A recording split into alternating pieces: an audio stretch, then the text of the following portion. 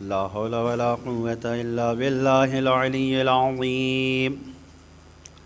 أعوذ بالله من الشيطان اللعين الرجيم. بسم الله الرحمن الرحيم.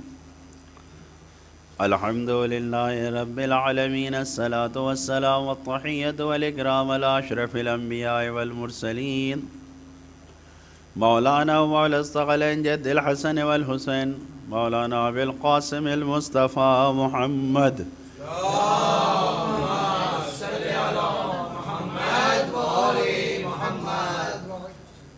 والصلاة والسلام على وصيه ووزيره وصهره وصاحب لوائه وخليفته مولانا علي بن أبي طالب. اللهم صل على محمد. والصلاة والسلام على أئمة المعصومين، خصوصا سيدنا ومولانا بقية الله المنتظر المهدي. اللهم صل على محمد وآل محمد. عجل الله تعالى فرجه الشريف، روحي وأرواح العالمين لتراب مقدمه الفداء. بسم الله الرحمن الرحيم. اللهم كن لوليك الحجة ابن الحسن صلواتك عليه وعلى آبائه في هذه الساعة وفي كل ساعة وليا وحافظا وقائدا وناصرا وضليلا وعينا، حتى تسكنه أرضك طوعا وتمتعه فيها طويلا. اللهم صل على محمد وآل محمد. أما بعد، فقد قال الله الحكيم في الذكر العظيم. بسم الله الرحمن الرحيم. انما يتقبل الله من المتقين. صلوات پڑھیں محمد.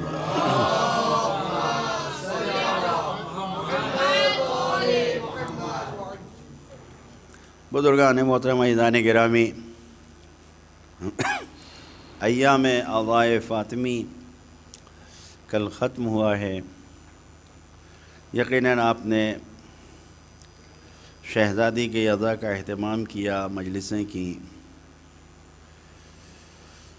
اور اہل بیت کے چاہنے والے موسمی نہیں ہوا کرتے ہیں، ہمیشہ عمل کو انجام دیتے ہیں. ہم نے جس آیت کو آپ کی خدمت میں پیش کیا ہے، اس آیت کا ترجمہ یہی ہے کہ خدا صاحبان تقوی سے قبول کرتا ہے. عمل انجام دینا بہت اہمیت ہے، بہت اچھی بات ہے، لیکن عمل کو خلوص کے ساتھ، نیت کی پاکیزگی کے ساتھ انجام دینا بہت مشکل کام ہے. مولا متقیان حضرت امیر المومنین علی ابن ابی طالب علیہ السلام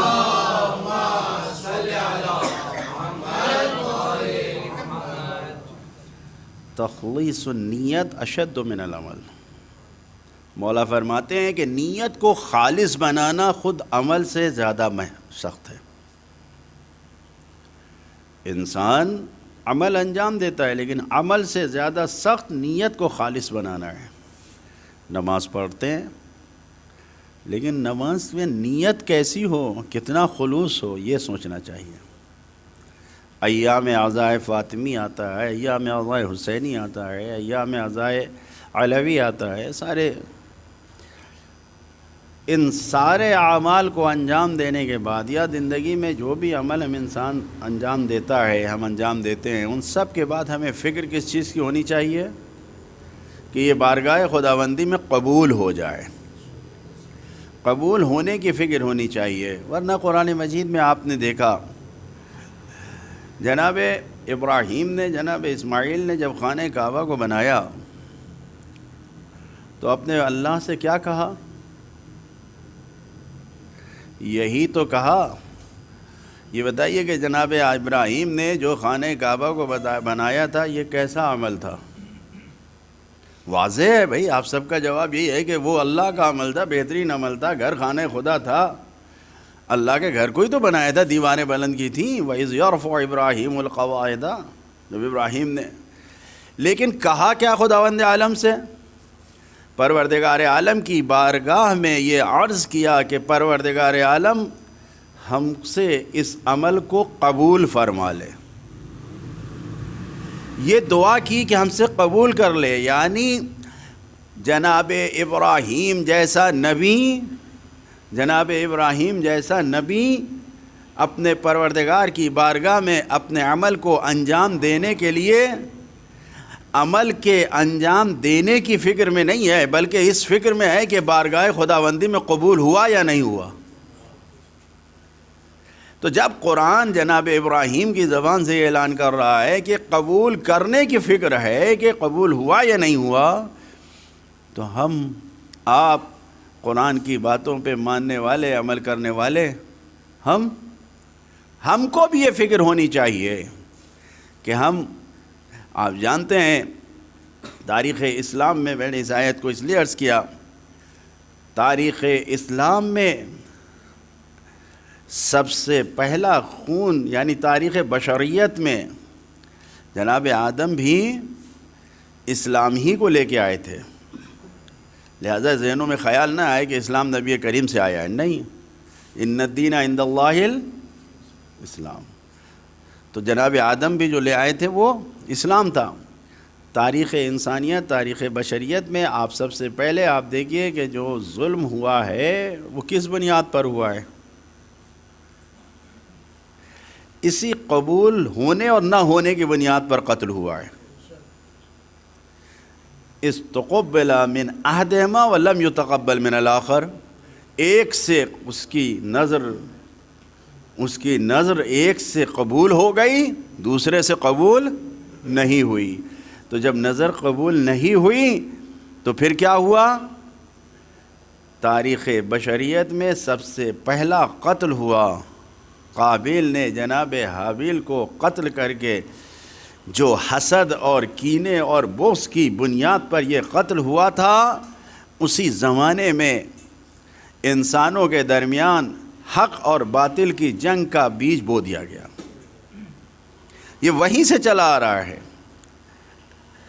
اور اب آپ تاریخ میں دیکھتے جائیے، جیسے جیسے تاریخ بڑھتی گئی، جناب آدم کے بعد انبیاء آتے گئے، بار بار نبی آئے، بار بار سلسلہ جاری رہا.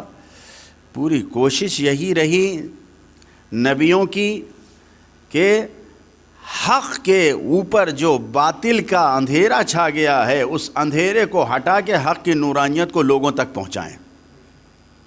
یہی کوشش تھی، سارے نبیوں کی کوشش یہی تھی. جتنے انبیاء آئے کہ حق کا اچھا، یہ ایسا تاریخ میں آپ دیکھیں گے ملا ہے، بعض نبیوں کی، سارے نہیں، بعض نبی، کچھ نبی ایسے تھے کہ جنہوں نے حق کے چراغ کو جب جلایا تو واقعاً ان کو کامیابی ملی اور حق معاشرے اور سماج میں غالب آ گیا. لیکن اکثر ایسا ہوا کہ باطل غالب آیا ہے، حق نہیں غالب آ پایا.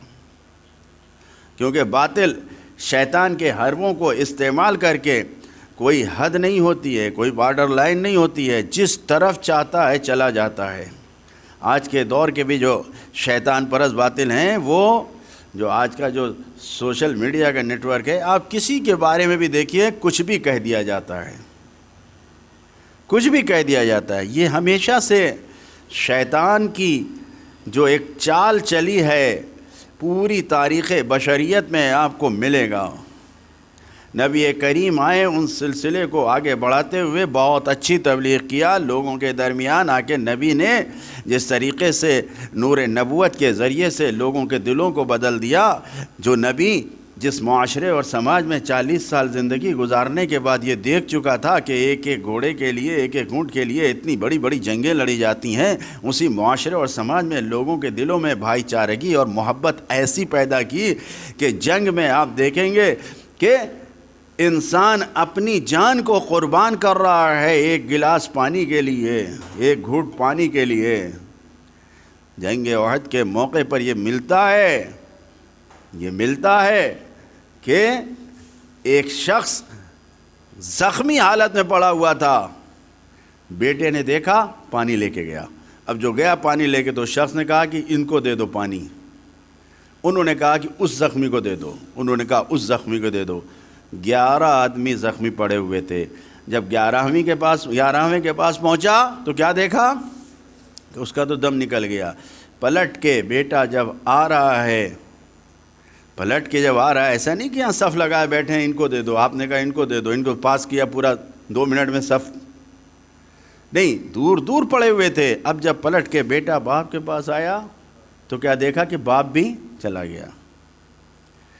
غور کریں, سوچیں, نبی کریم نے اس سماج اور معاشرے میں جہاں ایک ایک تلوار اور ایک ایک اونٹ اور ایک ایک گھوڑے کے لیے 40 سال تک جنگ ہوا کرتی تھی, اسی معاشرے اور سماج میں ایسا معاشرہ بنایا, ایسا سماج بنایا کہ ہر انسان اپنی جان کو قربان کر رہا ہے دوسرے مسلمان کی جان بچانے کے لیے. ایسا نہیں ہے کہ نبی کریم نے کوئی تبدیلی نہیں کی تھی. ایسا جو سخت کام تھا سرکار رسالت مآب نے کیا ہے, اور لوگوں کو گمراہ کرنے کا بعد نبی کے زمانے میں ہی منافقین نے شروع کیا ہے. اور آپ دیکھتے ہیں کہ جو سقیفہ سے دین کا آغاز ہوا ہے اس کو دیکھ لیجیے آپ, کس طریقے سے بے دینی کا آغاز کیا گیا ہے. پوری دشمن اسلام کی سازش کو, اور ہر دور میں ہمیشہ اگر کوئی غور کرے, یہ سلسلہ جب آگے بڑھا تو خود نبی کے بعد مولا علی, امام حسن اور پھر امام حسین پر آ کے یہ سلسلہ, یعنی نور حق کا پوری دنیا میں شعاع جو پھیلی ہے, سلسلہ پھیلا ہے, وہ کہاں سے؟ کربلا کے میدان سے.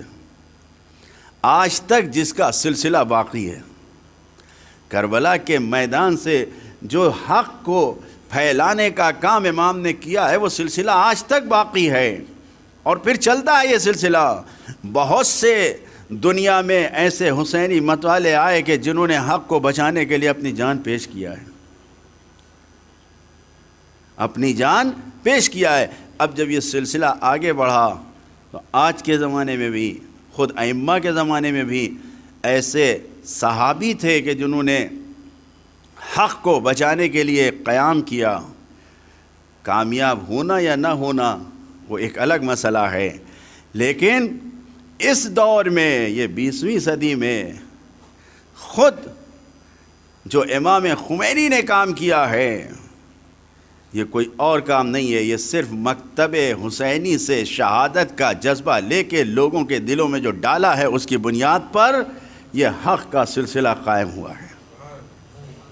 اور جو فرما رہے ہیں آپ, اگر شیعت آج دنیا میں پہچانی جا رہی ہے, شیعت جو ایران کے مخالفین بھی ہیں, جو ایران کے مخالفین ہیں دنیا بھر میں, ان کے یہاں آپ جا کے دیکھیے, دوسری قوم والے ان کو بھی یہی کہتے ہیں کہ یہ ایرانی ہے. کوئی مطلب نہیں. میں دیکھا یورپ وغیرہ میں شیعوں کو سیدھے یہاں یورپ وغیرہ میں ایرانی کہا جاتا ہے, جن کا ایران سے کوئی رشتہ نہیں ہے. پاکستان کے پنجاب سے ہیں, نہیں معلوم افغانستان کے کس صوبے اور کس ملک کے شہر کے ہیں, نہیں معلوم لبنان کے ہیں. ایک امام باڑے میں گئے, وہاں پہ باقاعدہ جو ہندوستانی تھا وہ ہم کو لے کے گیا جرمنی میں, تو وہاں پر اس نے کہا یہ ایرانیوں کا امام باڑہ ہے, یعنی شیعہ, ہندوستانی شیعہ جو تھے.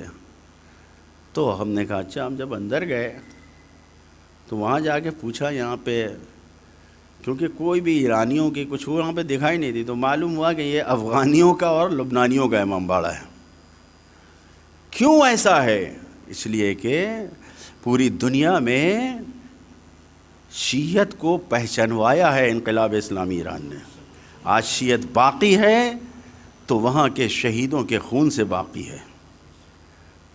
آج اگر پاکستان میں شیعہ اتنی زیادہ قربانیاں پیش کر کے اپنے وجود کو باقی رکھ رہے ہیں, یہ 40 سال کا زمانہ جس وقت سے انقلاب ایران میں آیا ہے, اسی زمانے سے شیعوں کو مٹانے کی جو کوشش پورے پاکستان میں کی جا رہی ہے, اس میں جو بقا ہے وہ کہیں اور سے نہیں ہے, یہ حسینی خون اور حسینی شعاع ہے. اور آج کے زمانے میں ایرانیوں کو آئیڈیل بنا کے اس بنیاد پر آگے بڑھ رہے ہیں لوگ.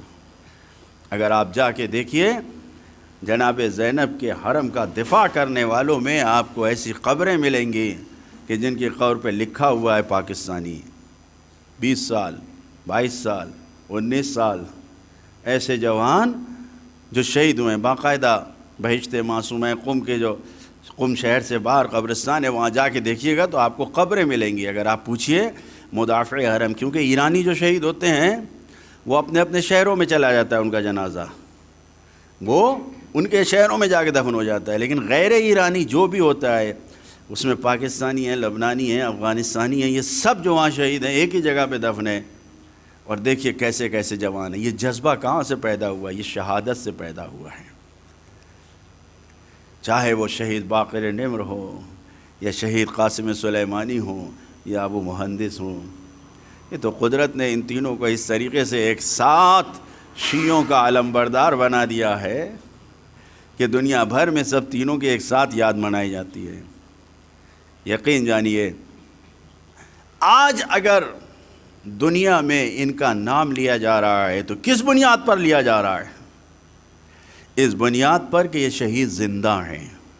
قرآن مجید نے اگر اعلان کیا ہے تو قرآن مجید کی آیتوں پہ عمل کے ساتھ یقین کریں کہ واقعاً ایسا ہے۔ اگر قرآن مجید میں کہا جا رہا ہے وَلَا تَحْسَبَنَّ الَّذِينَ قُتِلُوا فِي سَبِيلِ اللَّهِ أَمْوَاتًا بَلْ أَحْيَاءٌ عِندَ رَبِّهِمْ هُمْ يُرْزَقُونَ، اگر یہ قرآن مجید اعلان کر رہا ہے کہ جو اللہ کی راہ میں قربان قتل کیے گئے ہیں ان کو مردہ شمار نہ کرنا، مردہ احساس نہ کرنا، بلکہ وہ زندہ ہیں، وہ اللہ کی جانب سے رزق پا رہے ہیں، اگر اس بات کو میدان عمل میں دیکھنا ہے کہ وہ زندہ ہیں تو آپ دیکھ لیجئے شہدائے کربلا سے جو برکتیں مل رہی ہیں آپ کو، اسی طریقے کی برکتیں آج کے بھی اہل بیت کے راہ میں شہید ہونے والے شہیدوں سے آپ کو مل رہی ہے، جبکہ کوئی مقابلہ نہیں ہے، کوئی درجہ نہیں ہے کہ ان کے صحابیوں سے مقابلہ کیا جائے، مقایسہ کیا جائے، کوئی نہیں ہے، نہ ویسے صحابی ہیں نہ ویسے شہید ہیں، کچھ بھی نہیں ہے، لیکن صرف آئیڈیل ان کو بنایا ہے تو جو خداوند عالم نے ان کے ساتھ وعدہ کیا ہے وہی سارے شہیدوں کو مل رہا ہے، بشرطے کہ انہوں نے خلوص کے ساتھ قربانی کو پیش کیا ہو۔ ایک صلوات پڑھیں محمد والے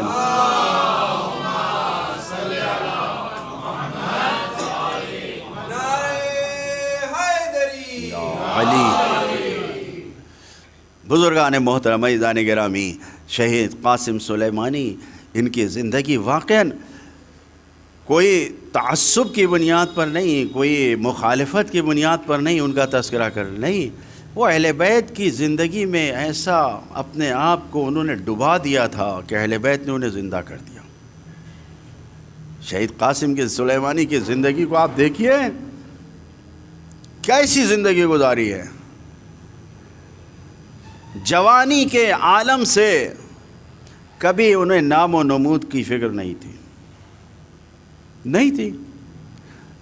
فوجی جب آتے تھے کبھی کسی پروگرام میں کسی جگہ تقریر کرنے کے لیے تو بعض وقت ان کا نام لے لیتے تھے، ورنہ جو وہاں کے کمانڈر تھے، وہاں کے جنرل تھے، جو پوسٹ پہ تھے، عہدے پہ تھے، ان لوگوں کے نام تو خبروں میں آتے تھے، بھائی ہر جگہ ہوتی ہیں، لیکن کبھی ہم لوگوں نے کبھی شہید قاسم سلیمانی کا نام ہی نہیں سنا، اس حوالے سے کہ کسی نیوز میں آئے، کسی جگہ آئے، نہیں، خاموشی سے اپنی خدمت کو انجام دینا۔ ایسی زندگی ایک ذاکر نے بیان کیا کہ پہلے بھی دیکھا دنیا میں وہ کہیں بھی رہے، جس وقت ایام عزائے فاطمی کا وقت ہوتا تھا وہ کرمان اپنے گھر چلے جاتے تھے، کرمان اپنے گھر چلے جاتے تھے، اور ایسا خلوص کے ساتھ مجلس کا فرش بچھاتے تھے شہزادی کی شہادت کے درمیان 10 دن تک کوئی اعلان نہیں کرتے تھے، کچھ نہیں، لیکن خود بخود لوگوں کا مجمع ان کے یہاں آتا تھا۔ ایران کے ایک ذاکر ہیں، وہ ابھی ان کی شہادت کے دن ٹیلی ویژن پر ایک بیان دے رہے تھے، وہ کہہ رہے تھے کہ ہم سے صرف اتنا کہا کہ کرمان کب پڑھنے کے لیے آؤ گے، بس۔ تو کہا کہ ہم نے کہا کہ جب آپ حکم دیجئے ہم آ جائیں گے۔ کہنے ہم اس فرش کو صرف بچھاتے ہیں، ہم کسی کو بلاتے نہیں ہیں، ہم کسی کو دعوت نہیں دیتے ہیں، جس کے دل میں آتا ہے وہ خود آتا ہے، کتنا خلوص ہے، کتنا ہے۔ شہیدوں کی زندگی سے اپنی زندگی کو بیدار کریں، اپنی زندگی کو بیدار کریں، ورنہ صرف یاد منانے سے کوئی فائدہ نہیں ہے۔ جو ان کے اندر یہ جذبہ پایا جاتا تھا کہ کوئی نام و نمود کی فکر نہیں ہوتی تھی، کس میں ہم میں ہے؟ کون ہے ہم میں؟ کون ہے کہ جو نام کی فکر نہ ہوتی؟ یہاں تو نہیں ہوا۔ بعض جگہ میری مجلس کا جب اعلان ہوتا ہے، ہم کہتے ہیں کہ کوئی کہتا ہے فوٹو بھیج دیجیے، ہم منع کر دیتے ہیں۔ اب تو کہتے ہیں نام بھی نہ لکھو۔ سیدھے سامنے والا کہتا ہے آغا آپ کا نام لکھ دیں گے تو کچھ لوگ آئیں گے۔ ہم نے کہا نام لکھ دو گے تو کچھ لوگ نہیں بھی آئیں گے، جو حقیقت ہے۔ بعض چیزیں ایسی ہوتی ہیں کہ انسان چاہتا بھی ہے لیکن وہ ہو نہیں پاتا، لیکن خدا جانتا ہے۔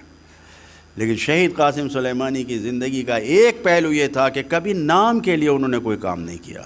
اب ہم اپنی زندگی میں دیکھیں شہادت کیسے ملتی ہے۔ شہادت عمل میں شہیدوں جیسا اخلاق و کردار آتا ہے تب ملتی ہے۔ توجہ فرما رہے ہیں؟ جب میدان عمل میں شہید قاسم سلیمانی کی زندگی کے عمل میں آپ دیکھیے، کبھی کسی انسان نے ان کے بارے میں یہ نہیں ظاہر کیا کہ انہوں نے کسی کو تکلیف پہنچائی ہو۔ ایک ان کا نائب تھا، جس وقت یہ جنرل تھے تو اس وقت ان کا نائب تھا۔ یہ نماز پڑھ کے بیٹھے اور کسی کو بھیجا کہ اس کو بلا لو۔ اب وہ جو آیا تو کوٹ ایسے ڈالے ہوئے، موزے کوٹ کے جیب میں کھسے ہوئے، وضو کا پانی منہ اور ہاتھ پہ ہاتھ ایسے ہے، اور پینٹ جو اتار دیا تھا نماز کے لیے، نیچے کا جو پیجامہ تھا وہ پہنے ہوئے، اور اس طریقے سے، اور جا کے ان کے السلام علیکم۔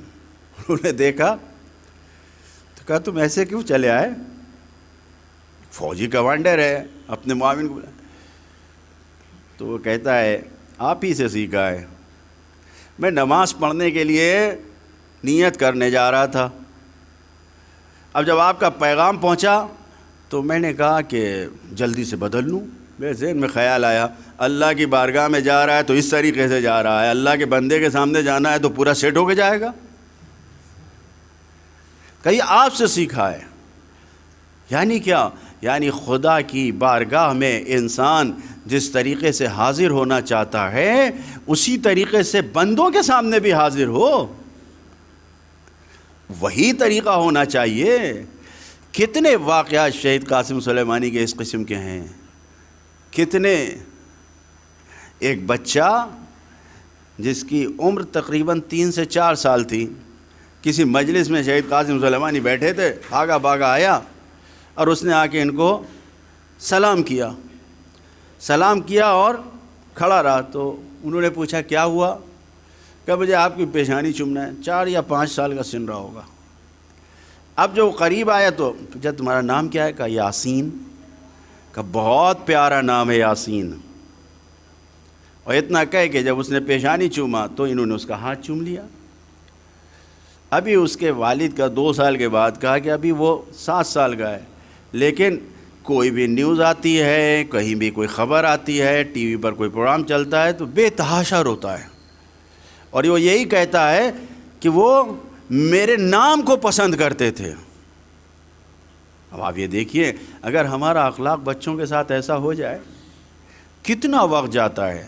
ہم دوسروں کے بچوں کو تو چھوڑیے، اپنے بچوں کے ساتھ اس طریقے کا اخلاق نہیں رکھ پاتے، اپنے بچوں کے ساتھ ہم ایسا نہیں کر پاتے، کیونکہ گھر کے باہر نہ جانے کتنے ٹینشن ہوئے، نہ جانے کیا کیا باتیں ہوئیں، اور جب گھر میں پہنچے تو وہاں تو صرف یہی چاہتے ہیں کہ سکون ملے، آرام سے بیٹھ جائیں۔ اب اگر میں گھر میں بچہ ہے 4-5 سال کا، آ کے اس نے پیر کو پکڑا، ہاتھ کو پکڑا، تو بجائے اس کے کہ گلے لگا کچھ آئیں، اگر بہت صبر ہے تو پیار سے ہٹا دیتے ہیں، ورنہ غصے میں ہٹا دیتے ہیں۔ لیکن شہیدوں کا کردار ایسا ہے کہ بچوں کے ساتھ اس طریقے سے ہیں، جوانوں کے ساتھ اس طریقے سے ہیں۔ یہ کردار ہم کو لانا پڑے گا، زندگی میں سچ سے فیس کرنا ہوگا، سچائی سے۔ کیونکہ تعلیمات اہل بیت یہی ہے، تعلیمات اہل بیت یہی ہے۔ آپ نے بہت سنا ہوگا سرکار سید الشہداء حضرت امام حسین علیہ السلام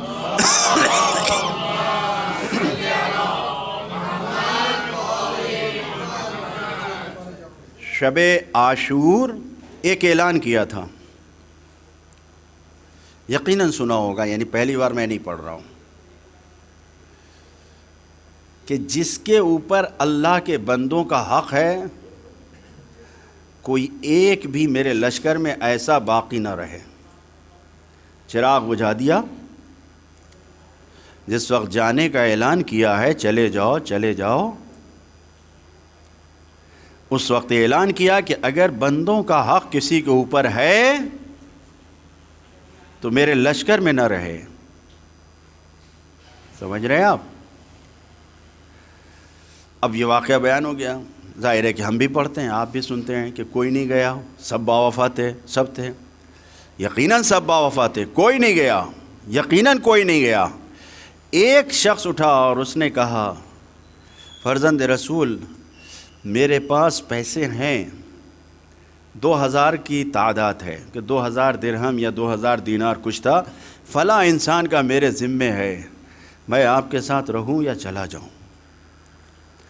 امام نے کہا کہ تم اگر میرے ساتھ رہنا چاہتے ہو تو پہلے اس حق کو ادا کرو۔ شب عاشور ہے، نرغے میں گھرے ہوئے ہیں، کیسے؟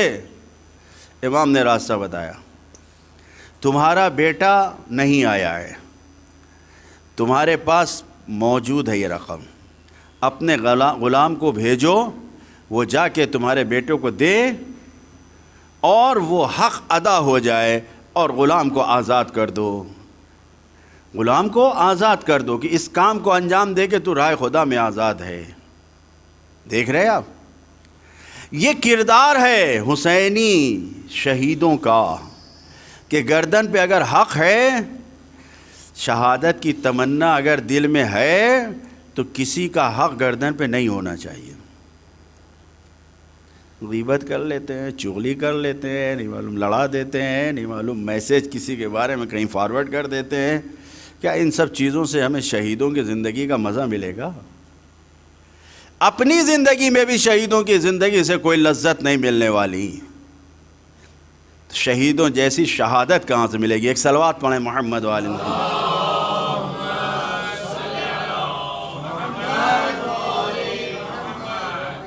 بزرگان محترم عزیزان گرامی، ممکن ہے یہ باتیں آپ کو اچھی نہ لگ رہی ہوں، لیکن جب شہیدوں کا تذکرہ ہے تو شہیدوں ہی کے بارے میں گفتگو ہوگی، اور یہ وہ گفتگو ہے کہ جو فضیلت اہل بیت اطہار علیہم الصلاۃ والسلام کی فضیلتیں ہیں کہ جن کو شہیدوں نے اپنا کے اپنے آپ کو ان سے قریب کیا ہے۔ قرآن مجید کہہ رہا ہے بل احیاء عند ربہم ولکن لا یشعرون، الذین قتلوا فی سبیل اللہ، جو اللہ کی راہ میں قتل کیے جاتے ہیں وہ زندہ ہیں لیکن تمہیں نہیں سمجھ میں آتا، تمہیں احساس نہیں ہوتا، واقعاً زندہ ہیں، واقعاً شہید زندہ ہیں۔ ایسے واقعات ہوئے ہیں۔ ایک مشہور خطیب ہے ایران میں، کاشی نام ہے ان کا، مرتضیٰ کاشی غالباً نام ہے، یا مصطفیٰ کاشی، وہ ایک واقعہ بیان کر رہے تھے، کہہ رہے تھے کہ میں شہید کی مجلس پڑھنے کے لیے آ رہا تھا تو وہ ہم سے مل گئے راستے میں، اور انہوں نے ہم سے یہ کہا کہ میں ایک واقعہ آپ کو بیان کرنا چاہتا ہوں۔ تو انہوں نے کہا میں مجلس پڑھنے جا رہا ہوں، بعد میں کہ نہیں، آپ شہید قاسم سلیمانی کی مجلس پڑھنے جا رہے ہیں، میں ان کا واقعہ کچھ آپ کو بتانا چاہتا ہوں۔ کیا واقعہ ہے؟ شہید زندہ ہیں، اس کو ذہن میں رکھیے کہ شہید زندہ ہیں، مرنے کے بعد اس دنیا سے ان کا رشتہ موجود ہے، ہمیں اپنے رشتوں کو ان سے جوڑنا ہے۔ ہمارے دل مردہ ہیں، ہمارے ذہن مردہ ہیں، فضولیات میں ہم زیادہ لگے رہتے ہیں، فالتو باتوں میں ہم لگے رہتے ہیں، نہ جانے کیسے کیسے خرافات ذہن میں ڈالے جاتے ہیں۔ ابھی میں آ رہا تھا تو ایک میسیج آیا کہ مولانا صاحب یہ بتا دیجئے، میں نے ٹیکسی میں بتایا کہ دیکھیے ایسے سوال آتے ہیں، مولانا صاحب یہ بتا دیجئے کہ جناب یوسف کی بے گناہی کی شہادت اور گواہی جس بچے نے دی تھی اس کی عمر کیا تھی؟ سب آپ حضرات مومن ہیں، اہل ایمان ہیں، یہ بتائیے یہ سوال دنیا کی کس مشکل کو حل کرے گا یا آخرت میں کہاں کام آئے گا؟ عالم اسلام کے سارے مسائل حل ہو گئے ہمارے لیے، اب ہمیں یہ بتانا ہے، میں نے یہی جواب دیا انہیں کہ مجھے نہیں معلوم کیا فائدہ ہوگا، ہمارا ایمان بڑھ جائے گا اگر وہ 2 دن کا تھا، 3 دن کا تھا یا 6 مہینے کا تھا، کیا فرق پڑے گا؟ کوئی فرق ہے اس سے؟ نہ جانے کتنے سوالات ایسے آتے ہیں، آپ ون چینل کے مسائل زندگی کو دیکھیے، آپ کو خود الجھن ہو جائے گی کہ کیسے کیسے سوال لوگ کر دے رہے ہیں، لیکن واقعاً ایسا ہوتا ہے، جو سوال ریپیٹ ہوتے ہیں یا واقعاً اس کو جو ذمہ دار لوگ ہیں وہ نہیں لے آتے ہیں، لیکن بعض ایسی بستی ہوتی ہے، بعض ایسی جگہ ہوتی ہے کہ واقعاً جہالت ہے وہاں پر، تو وہاں کا سوال لیا جاتا ہے وہ، لیکن عرض یہ کرنا ہے کہ جب ہم اپنے علم کو بڑھا رہے ہیں تو ہمیں سوچنا چاہیے۔ اس نے کہا کہ میں آپ کو واقعہ بیان کر دوں، کیا کہا کہ میری شادی تھی، کب کا تقریباً 4 سال ہو گئے، ان کی دوسری برسی جو ابھی آئی ہے 4 سال پہلے کا میری شادی تھی، میں رشتہ لے کے لڑکی کے گھر گیا، ممکن ہے بعض لوگوں کے ذہن میں خیال آئے کہ مثلا لڑکی والے رشتہ لاتے ہیں، لیکن نہیں، عرب میں ایران میں یہ دستور ہے کہ لڑکے والے رشتہ لے کے لڑکی کے گھر جاتے ہیں، تو میں رشتہ لے کے گیا، اب جب وہاں پہنچا تو میں اس کا کہنا یہ ہے کہ میں نے اپنی کوالیفیکیشن بتایا، اپنا بایو ڈاٹا پیش کیا، سب کچھ، میری اچھی سروس تھی، میں نے یونیورسٹی سے پڑھا تھا، سب کچھ تھا۔ لڑکی کے باپ نے پوچھا کہ تمہارا باپ کہاں ہے؟ لڑکی کے باپ نے پوچھا تو اس نے کہا کہ وہ انتقال کر گئے۔ اچھا، کیسے انتقال کر؟ کہا فلاں جنگ میں شہید ہو گئے۔ لڑکی راضی تھی رشتے سے، لڑکی کے باپ نے کہا کہ یہ بھی کوئی بات ہے، شہید ہو گئے، میں ایسی لڑکے سے شادی نہیں کروں گا۔ وہ آیا گھر میں آنے کے بعد اپنے ہال میں تصویر لگی تھی باپ کی، تصویر لے کے گیا روم میں، رویا، کہا کہ یہ بھی کوئی زندگی دے کے گیا، کہا اب تک کوئی شکوہ نہیں کیا ہم نے، آپ گئے ہم یتیم ہو گئے، ہم نے پڑھائی کیا، اسکول کالج مدرسہ سب کچھ کر کے، یونیورسٹی سب ہم نے ڈگری لے لیا، گریجویشن کرنے کے بعد ہم کام بھی کر رہے ہیں، لیکن اب اس کا ہم حل کہاں سے لے آئیں؟ اس کا حل ہم کہاں سے لے آئیں کہ باپ کو لے آؤ؟ ارے روتے روتے سو گیا۔ اب باپ کو خواب میں دیکھا، باپ کہتا ہے کہ بیٹا کیوں رو رہے ہو؟ قلم کاغذ اٹھاؤ، یہ ناراضگی میں تھا، کیا لکھنا ہے؟ یعنی جیسے باپ سے بات کر رہا ہے اسی خواب میں اس نے ڈائری اٹھایا اور وہاں پر لکھا کچھ، اور لکھنے کے بعد پھر سو گیا۔ اب جو صبح اٹھا تو دیکھا واقعاً ایڈریس لکھا ہوا ہے، اور لکھا ہے کہ فلاں جگہ چلے جانا، اس دن جا کے تم اپنی ماں کو لے جانا اور اکیلے چلے جانا، وہاں کوئی آئے گا جو ساری اس ہال کا، اس شادی کا سب کا انتظام کرے گا، اور تمہاری طرف سے باپ بن کر وہ جائے گا۔ یہ کہتا ہے کہ میں نے اپنی ماں سے کہا، ماں نے یقین کر لیا، بیٹے نے کہا کہ چلتے ہیں دیکھتے ہیں۔ اس ہال میں پہنچے، وہاں گئے تو انہوں نے بیان کیا کہ 150 کے قریب لڑکی کے رشتہ دار وغیرہ سب جمع تھے، اور میرے گھر سے سوائے میری ماں کے اور میرے کوئی بھی نہیں تھا، اور سب وہاں پر۔ اچانک میری ماں کے موبائل پہ فون آیا، اور فون آیا تو میں نے دیکھا تو کہا کہ تم لوگ پہنچ گئے؟ کہاں؟ کہاں ہم آ رہے ہیں؟ کس لیے؟ کہا میں اس کے لڑکے کا نام لے کے اس کے باپ کی جگہ پر آ رہا ہوں، اور یہ کہہ کے فون کاٹا، اور تھوڑی دیر کے بعد شہید قاسم سلیمانی اس وقت زندہ تھے، شہید قاسم سلیمانی گھر میں آئے۔ اب جو آئے تو وہ تو پوری بزم جو تھی، مذہبی لوگ تھے سب، ان کو دیکھ کے ارے یہ، اب اس لڑکے نے کہا یہی میرے باپ ہے. اس نے کہا کہ بھائی اس کا باپ شہید ہو گیا ہے، لیکن مجھے اس نے یہ ذمہ داری دی ہے کہ میں اس کا پورے حال کا انتظام، پورے بزم کا انتظام کر کے شاندار طریقے سے، اب جو لڑکی کا باپ تھا، جو لڑکی کے گھر والے تھے، جتنے تھے، سوائے شہید قاسم سلیمانی کے ساتھ فوٹو کھنچانے کو انہیں کچھ یاد نہ رہا.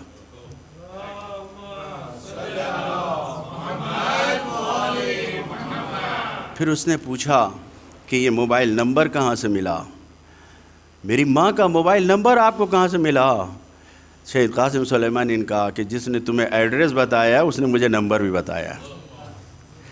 یعنی اگر انسان شہیدوں سے توسل کرے، شہیدوں سے توسل کرے، تو یہ شہید ایسے ہیں کہ جو زندگی میں انسان کی مدد کرتے ہیں. شہداء زندہ ہیں، قرآن کی آیت ہے صراحتاً کہ ان کو مردہ نہ سمجھو، وہ رزق بھی پا رہے ہیں اور وہ خدا کے ہاں زندہ بھی ہیں، احیاء و زندہ ہیں.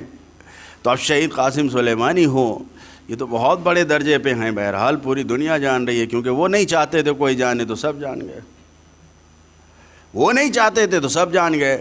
لیکن چھوٹے چھوٹے شہید ایسے ہیں کہ جن کے نہ جانے کتنے واقعات ہیں، کہ جن کو آپ دیکھیے. بحرین کے شہیدوں کے واقعات کی کتاب موجود ہے فارسی میں. لبنان کے شہیدوں کی، جو حزب اللہ کے لبنان کے شہید ہیں، ان کے زندگی کے، ان کی وصیت ناموں کی کتاب موجود ہے. ایران کے شہیدوں کی، پاکستان کے شہیدوں کی یہ کتابیں موجود ہیں، جس میں انہوں نے اپنی زندگی کو لکھا ہے، اپنے بارے میں لکھا ہے. نہ جانے کتنے شہیدوں کے بارے میں یہ ملتا ہے کہ وہ بتا کے گھر سے جاتے تھے کہ اب نہیں آئیں گے، اب نہیں آئیں گے. اس طریقے سے شہداء کے زندہ ہونے کو، شہداء کے یعنی جو راہ خدا میں خدا کے لیے، آپ جانتے ہیں کہ شہید کے لیے یہ بیان کیا جاتا ہے، حدیث میں ہے کہ اول قطرۃ، پہلا قطرہ جب خون شہید کا زمین پہ گرتا ہے تو اللہ کا رسول فرماتا ہے کہ یغفر ما ذنبہ، جتنے گناہ ہیں سب اس کے معاف کر دیے جاتے ہیں سوائے حق الناس کے. ہم لوگ یہ سمجھتے ہیں کسی کا مال لے لیا، کسی کا مال لوٹ لیا تبھی حق الناس ہماری گردن پہ ہے. نہیں، کسی کی غیبت کر دیا، کسی کی چغلی کر لیا، کسی کے بارے میں ذاتی میسج پھیلا دیا، یہ ساری چیزیں وہ ہیں کہ جو خیانت ہے. وہ چیزیں ہیں کہ انسان اس طریقے سے معنویت کو نہیں پا سکتا. لوگوں کو جو بلندی ہے، جو برتری، یہ شہیدوں کی یاد کے ذریعے جو ہم ذریعہ بنا رہے ہیں. اپنے آپ کو پاکیزہ بنائیں، یقین جانیے. امتحان اپنے آپ کو آزما کے دیکھیے کہ جو گناہیں ہیں اس سے توبہ کیجئے. اور میں نہیں کہتا کہ امام کے پاس جائیے، امام تو آپ کے دلوں نیتوں کو جانتے ہیں. اگر آپ مثلاً شہید باقر نمر کا نام لے کے ان سے کہیے کہ میری یہ مشکل کو حل کیجئے، اپنے آپ کو خدا کے سامنے پاکیزہ کر کے ان کا نام لے کے کہیے، دیکھیے آپ کی مدد ہوتی ہے نہیں ہوتی. ایک صلوات پڑھیں محمد والے.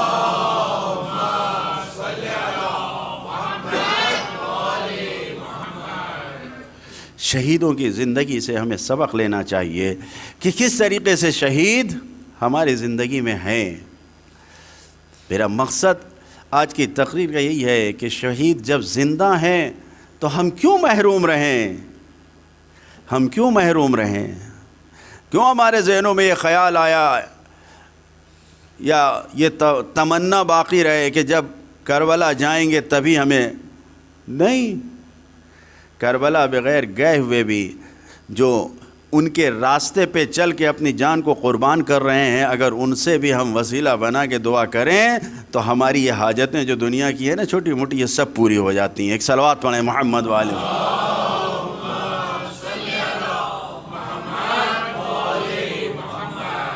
ورنہ یہ تو ظاہر سی بات ہے.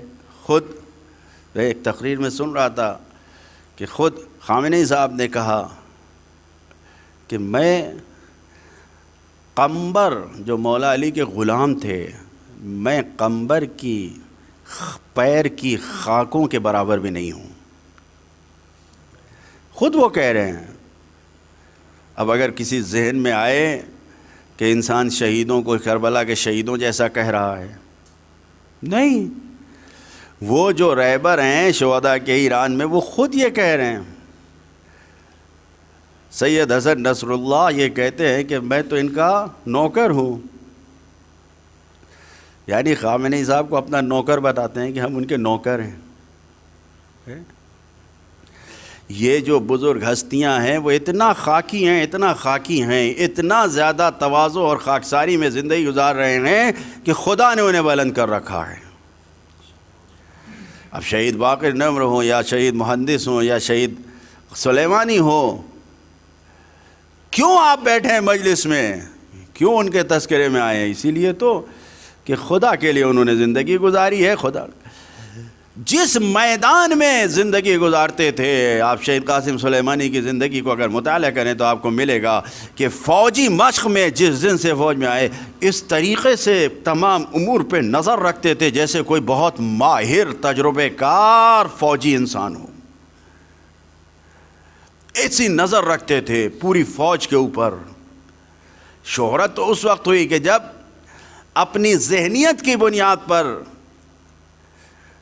خامنہئی صاحب سے اجازت لے کے انہوں نے سپاہ قدس کو پوری دنیا کے مسلمانوں کے درمیان جا کے متعارف کروایا، بتایا، اور اس کا عملی موقع اس وقت مل گیا کہ جب آپ جانتے ہیں 4 سال پہلے کے کیا حالات تھے، داعش نے کیا کر رکھا تھا.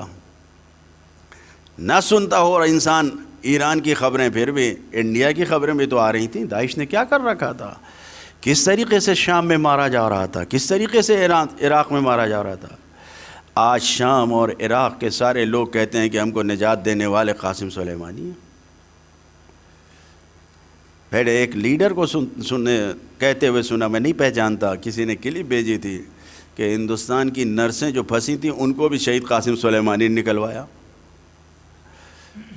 ان کی شخصیت ایسی تھی کہ وہ بارڈر لائن کے قائل نہیں تھے کہ وہ ایرانی ہو کر ایران کے بارڈر میں رہ کر بس کام کریں. نہیں، دمشق میں رہ کر وہ جو پوری تہران کے لیے ان کی زندگی میں ایک بار سے زیادہ یہ واقعہ ملتا ہے، وہ وقت کے اتنے پابند تھے، سارے امور کے اتنے پابند تھے کہ جس وقت جہاں کہہ دیتے تھے وہاں حاضر رہتے تھے.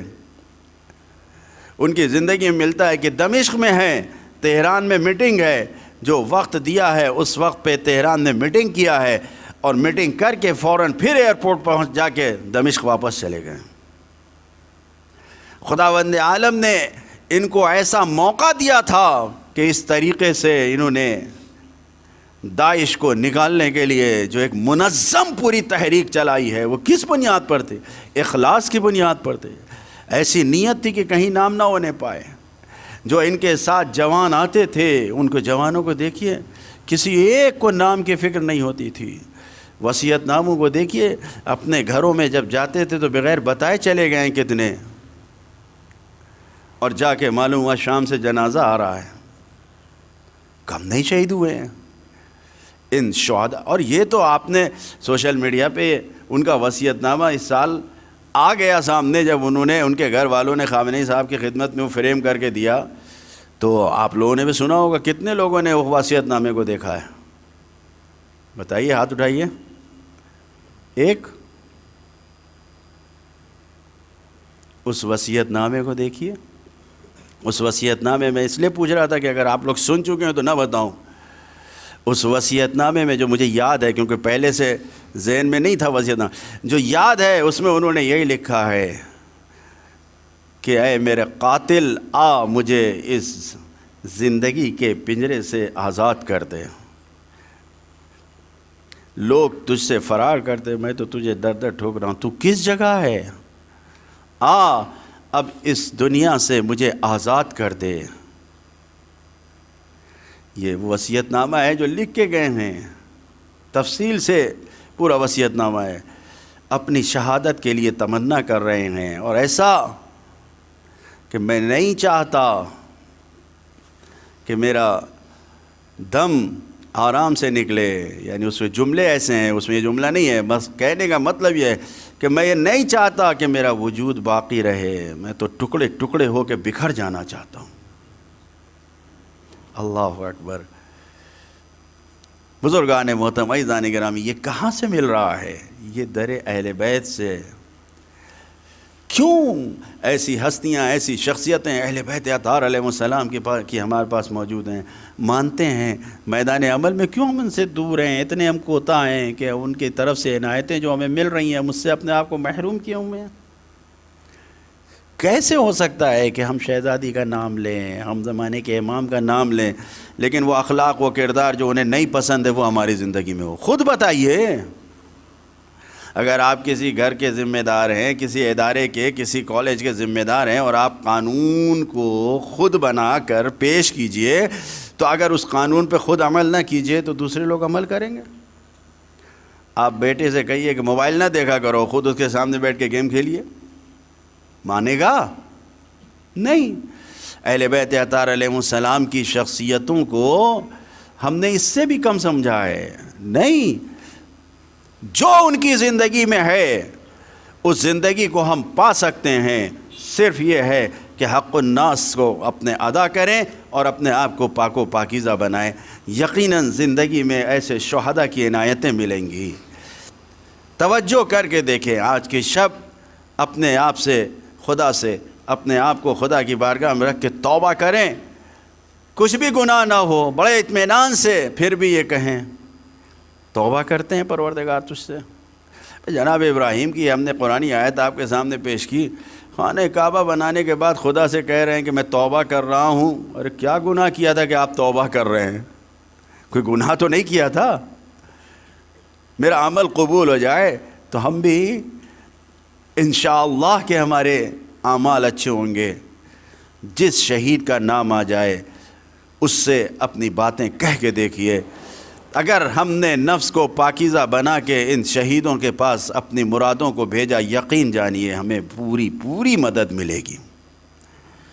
یہ نہ سوچئے کہ ایسا نہیں ہونے والا ہے۔ جہاں عام مومنوں کی یہ گفتگو ہے کہ جب انسان مر جاتا ہے، ابھی تو ہم سب زندہ ہیں نا، پتہ نہیں دل زندہ ہے یا نہیں زندہ ہے، جسم تو زندہ ہے، سب بیٹھے ہوئے ہیں، یہاں پہ بیٹھے ہیں نا، ایک دوسرے کو دیکھ رہے ہیں۔ لیکن جب ہماری روح نکل جائے گی تو جو لوگ دروازے کے باہر ہیں نا، جو ادھر ادھر ہیں نا، ابھی تو ہم صرف یہیں دیکھ رہے ہیں نا، جب ہماری روح اس جسم سے نکل جائے گی اور ہم روح کے محتاج جسم کے محتاج نہیں رہیں گے نا، تو جہاں پہ بھی ہماری روح رہے گی دور دور تک سب کو دیکھا کریں گے۔ یہ تو عام مومن کے لیے کہا گیا ہے کہ اگر کوئی با ایمان دنیا سے جا رہا ہے تو سوچے، جس کو قرآن خود کہہ رہا ہے کہ یہ اللہ کی راہ میں شہید ہونے والے یہ زندہ ہیں، تو آج جب وہ شہادت پا گئے تو اپنے اس جسمانی روح سے آزاد ہو گئے۔ اب جب آزاد ہو گئے تو پھر ضرورت نہیں ہے کہ ہم ان سے موبائل سے، فون سے، یا اپنے کسی خط سے، یا اپنے کسی اور ذریعے سے رابطہ کریں۔ نہیں، ان کو سلام بھیجیں، ان کو درود بھیجیں، ان سے اپنے مطالب کو بیان کریں، اور یقین جانیے اگر نیت پاکیزہ ہوگی، دل پاکیزہ ہوں گے، عمل خالص ہوگا، تو یقین جانیے نہ صرف اہل بیت اطہار بلکہ جو شہید ہوگا اس کے ذریعے سے ہمیں مدد ملے گی۔ تاریخ میں واقعات موجود ہیں، اگر کسی نے جناب حر کو واسطہ بنا کے، جناب شیخ کنی نے جناب حر کو واسطہ بنا کے یہ کہا کہ ہم چاہتے ہیں کہ اس دور میں کہ جب شاہ کی طرف سے لوگوں پر ظلم ہو رہا ہے، مجھے ایسی طاقت دے دے۔ جناب حر سے کہا کہ یا نبی اللہ کے نواسے جناب حر کا واسطہ بنا کے کہا، یا امام حسین، اپنے اس خادم، اپنے اس حر جیسے غلام کا صدقہ آپ کو واسطہ دیتا ہوں کہ مجھے حر کے صدقے میں ایسی طاقت دے دے کہ حکومت کی طرف سے جو مشکل بھی آئے، لوگ میرے پاس اگر آئیں تو میں اس کو حل کر لے جاؤں۔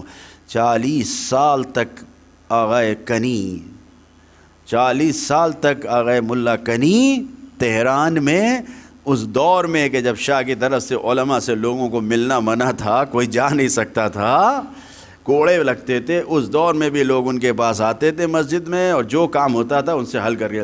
کس جگہ سے ملا؟ حر کو واسطہ بنا کے امام سے مانگا، یہ مل گیا۔ یقین جانیے جتنے بھی شہید ہیں کہ جن کے دلوں میں محبت آپ کے آ رہی ہے، آ گئی ہے، ان کو آپ وسیلہ بنائیں، ذریعہ بنائیں۔ میں نے عرض کیا کہ آج اس مجلس میں صرف اتنا کہنا چاہتا ہوں کہ شہیدوں کی زندگی سے اپنے آپ کو زندہ کریں. ایسا نہ ہو کہ شہیدوں کے ہم مر جانے اور اس دنیا سے جانے کا تصور کر کے بس مجلس میں بیٹھ کے فاتحہ پڑھ کے ہدیہ کر دیں. یہ بھی بارزش عمل ہے، لیکن زندگی کو سنوارنا، زندگی کو راستے پر لانا اور ان کی زندگی سے اپنے آپ کو سنوارنا اور بنانا، یہ سب سے بڑی فضیلت ہے کہ ہم ان کے ذریعے سے اپنے دلوں کو زندہ کریں، ہم اپنے درجات کو بلند کریں. کیوں؟ اس لیے کہ جب ان کی زندگیوں کو دیکھیے آپ تو نماز شب کے ایسے پابند تھے کہ کوئی شب ایسی نہیں ہوتی تھی کہ رو کر گڑ گڑا کر خدا کی بارگاہ میں دعا نہ کریں.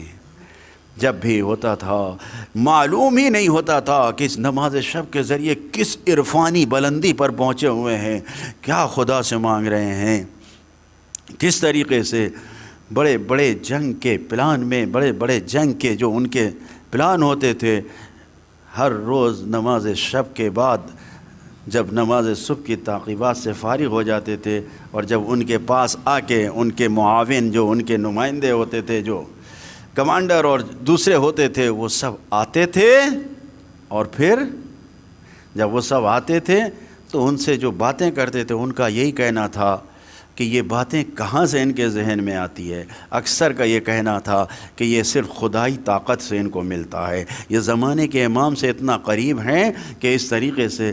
ورنہ سوچئے داعش جیسی طاقت کو پوری دنیا مل کر سپورٹ کر رہی تھی، پوری دنیا کی طرف سے اسلحے، جیسے آج انصار اللہ کے خلاف پوری دنیا کی فوج آئی ہوئی ہے، اسی طریقے سے داعش کو پوری دنیا بنا کے لے آئی تھی.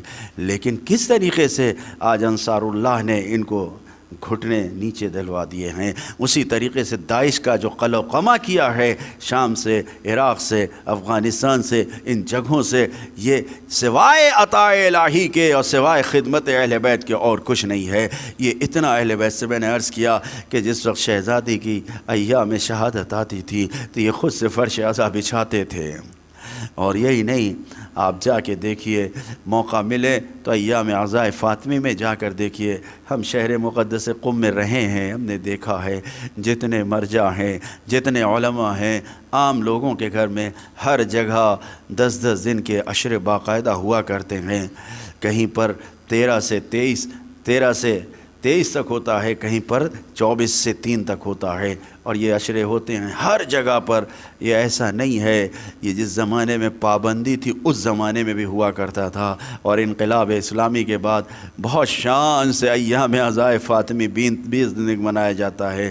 وہاں پر یہ کہا جاتا ہے کہ یقیناً جس شان و شوکت سے ہم 10 دن عاشور کا مناتے ہیں، اس سے زیادہ شان و شوکت سے 20 دن ماں کا غم مناتے ہیں.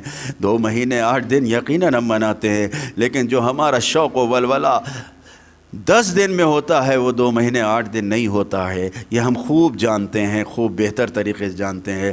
لیکن ایام عزائے فاطمی میں یہ عزادار پورے طریقے سے 20 دن لگے رہتے ہیں. ہاں، شہید قاسم سلیمانی عزائے فاطمیہ میں فرش بچھاتے تھے کہ جب شہادت ملی تو وہ فرش باقی ہے، اگرچہ ان کا جسم نہیں ہے لیکن وہ خود حاضر ہیں. اور اس طریقے سے کہ شاندار اجتماع ہوتا ہے، خود خیم خامنئی صاحب کے دفتر میں شاندار اجتماع ہوتا ہے، باوجود کرونا کے، اس کے باوجود قانونی فاصلے کی رعایت کر کے اس طریقے کی مجلسیں ہو رہی ہیں. کیوں؟ اس لیے کہ جو شہزادی کے غم کو زندہ رکھتا ہے اس کا ذکر زندہ رہتا ہے. آج پوری دنیا میں کیوں شہید زندہ ہے.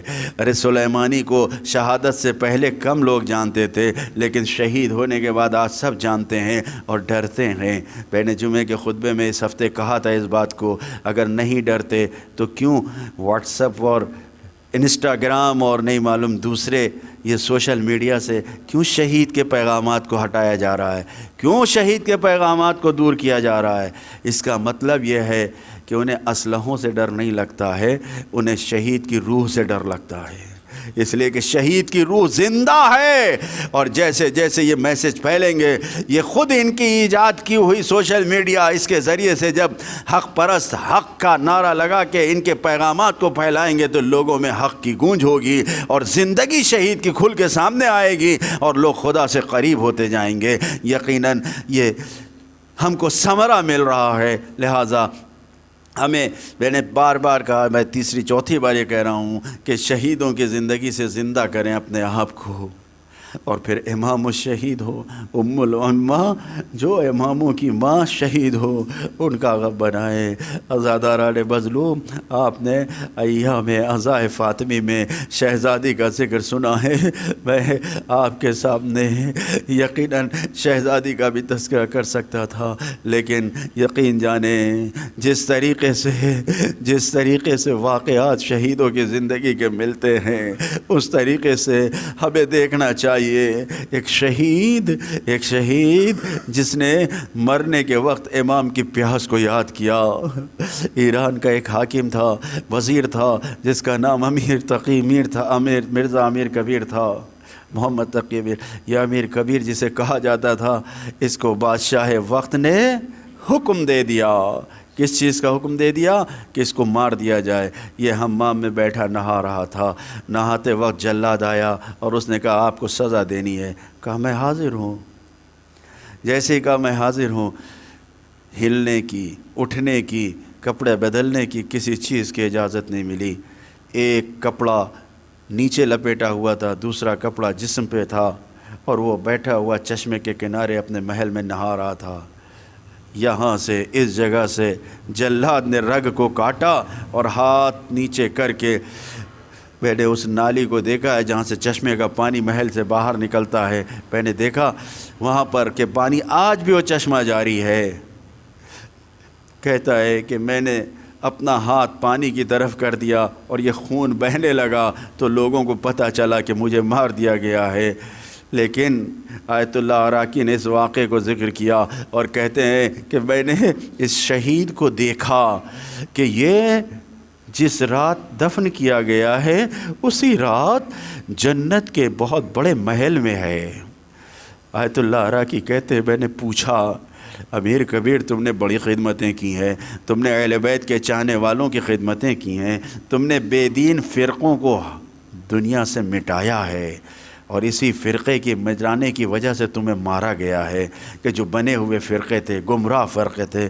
تم نے بہت نیکیاں کی ہیں، لیکن یہ بتاؤ کہ تمہاری ساری نیکیاں کیسے قبول ہوئیں، کس وجہ سے قبول ہوئیں، کون سی خدمت قبول ہو گئی؟ آیت اللہ عراقی سے شہید نے یہ کہا کہ میری ساری خدمتوں کا مجھے ذکر نہ کیا گیا، لیکن جس وقت میرے ہاتھوں کو کاٹا گیا میرا بدن سے خون نکل رہا تھا. عزادارو، کہتے ہیں امیر کبیر کہ خون بہ رہا تھا، مجھے شدت سے پیاس محسوس ہوئی. اب جو پیاس کی شدت مجھے محسوس ہوئی، میں نے چاہا کہ اپنے غلام کو بلاؤں کہ پانی پلاؤ، لیکن جیسے ہی میں نے یہ سوچا میں نے کہا کہ امیر کبیر تمہیں پانی چاہیے، تمہارے ایک ہاتھ کی رگ کٹی ہے اور تم پیاس برداشت نہیں کر پائے. ارے ذرا زہرا کے لال کو دیکھو کہ اس طریقے سے پیاس کو برداشت کیا ہے. لو عزادارو، امیر کبیر کہتا ہے کہ جب مجھے دفن کیا گیا، مجھے قبر میں لٹا کے نکلے، شہزادی آئی اور آ کے کہا ارے میرے بچے کی خدمت گار، میرے بچے پہ آنسو بہانے والے، یہ تیرا محل ہے، تیری شہادت کا درجہ اس طریقے سے خدا نے قبول کیا، تجھے جنت کا یہ محل مبارک ہو. شہید اپنی جان جب اہل بیت کے لیے نچھاور کرتا ہے تو اہل بیت اسے بلاتے ہیں. عزادارو، ارے شہید باقر نمر کا پھانسی دے کے گلا کاٹا گیا، سر و تن میں جدائی ہو گئی. شہید ابو محمد، شہید قاسم سلیمانی، آپ نے دیکھا کہ کس طریقے سے ان کے جسم کے ٹکڑے، جس نے تمنا کی تھی کربلا کے شہیدوں میں ٹکڑے ہونے والوں میں نام لکھا جائے، ارے جس وقت آپ کو تلاش کیا گیا تو انگوٹھی کے نق سے پتہ چلا کہ شہید قاسم کے یہ بچے ٹکڑے ہیں. سلام آپ پر اے شہید، سلام ان شہیدوں پر جنہوں نے راہ حسین میں جان قربان کیا، حسینی بن گئے، ہم کو حسین کے راستے پہ چلنے کو کہہ گئے. سلام آغا حسین آپ پر، ہم سب آپ کی بارگاہ میں بیٹھے ہیں، ہماری اس عبادت کو قبول فرمائیے۔ لعنت اللہ علی القوم الظالمین۔ سيعلم الذين ظلموا أي منقلب ينقلبون انا للہ و انا الیہ راجعون۔ خدایا تجھے محمد و آل محمد کا واسطہ، شہیدوں پہ نگاہ رکھنے والے ہمارے امام کے ظہور میں تعجیل فرما۔ پروردگار کب تک ان کا دل رنجیدہ ہوتا رہے گا؟ پروردگارا ہمارے عمل کی پاکیزگی سے ان کے دل کو خوشحال فرما۔ پروردگارہ مل کے آمین گئے۔ پروردگارہ تجھے محمد و آل محمد کا واسطہ ہمارے تمام عمل کو پاکیزہ بنا کے جس سے ہمارا زمانے کا امام راضی ہو جائے۔ خدایا امام الشہداء سید الشہداء جناب حمزہ اور شہداء احد سے لے کے شہداء کربلا سے لے کر آج کے شہید کہ جو راہ حسین میں جنہوں نے قربانی پیش کیا، خدایا ان شہیدوں کی زندگی سے ہمیں سبق لینے کی توفیق عطا فرما۔ پروردگارہ دنیا بھر میں اہل بیت کے چاہنے والوں کی جان مال عزت آبرو کی حفاظت فرما۔ پروردگارہ جو دشمنان اہل بیت ہیں انہیں نیست و نابود فرما۔ پروردگارہ جن کے دلوں میں ذرہ برابر بھی حسین اور اہل بیت کی محبت ہے، خدایا اگر ان کے یہاں رمق اور چمک پائی جاتی ہے تو خدایا انہیں راہ حق کی ہدایت فرما۔ پروردگارہ تجھے محمد و آل محمد کا واسطہ اس عظیم فتنے کے دور میں، اس وبا اور بلا کے دور میں شہزادی کے چاہنے والوں کی حفاظت فرما۔ جو بیمار ہیں، مریض ہیں، جو اس وبا میں ذرہ برابر بھی متاثر ہیں اس کووڈ سے، خدایا ان کو شفا عنایت فرما۔ خدایا تجھ سے اول و آخر یہی دعا ہے، ہماری اس عبادت کو قبول فرما اور اس عبادت سے ہمارے امام کو راضی فرما اور ان کے ظہور کے لیے اس عبادت سے زمینہ فراہم فرما۔ ربنا تقبل منا انک انت السمیع العلیم۔